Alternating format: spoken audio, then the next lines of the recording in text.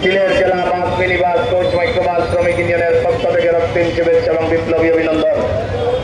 প্রিয় সিলেটবাসী, আমরা আগেও বলেছি, এখনো বলছি, ইতিমধ্যে আমাদের শ্রমিক নেতারা বলেছেন, আমরা একটি কথাই বলবো স্পষ্ট ভাষায়, আপনারা যে অরাজকতা সৃষ্টি করতে চাচ্ছেন এই শাহজালালের মাটিতে, আপনারা যে উশৃঙ্খলতার সৃষ্টি করতে যাচ্ছেন এই শাহজালালের মাটিতে, আপনারা যে মালিক শ্রমিকদের সাথে যে ধাক্কাধাক্কি শুরু করেছেন, তার পরিণাম হবে কিন্তু ভয়াবহ।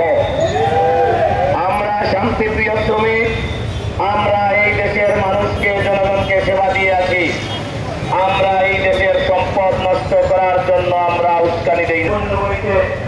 এই পবিত্র যদি আর কোন শ্রমিকের উপর হাত উঠবে, তাহলে সেই হাত আমরা কিন্তু বেঁচে নেব। কোন পরিবহনের উপর যদি হামলা এবং ভাঙচুর হয়, তার কিন্তু তার পাল্টা জবাব কিন্তু আমরা দেব। অবৈধ গাড়ি উচ্ছেদ না হওয়া পর্যন্ত আমাদের কোন বৈধ গাড়ির উপর কোন মামলা দেওয়া হবে না, কোন পার্কিং এর কোন মামলা দেওয়া চলবে না। আমরা স্পষ্ট ভাষায় বলে দিলাম, প্রিয় নেতৃবৃন্দ, বক্তব্য দেব না।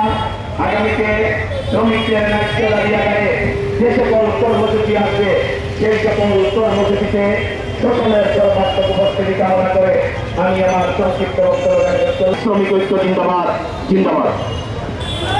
ধন্যবাদ বন্ধুগণ।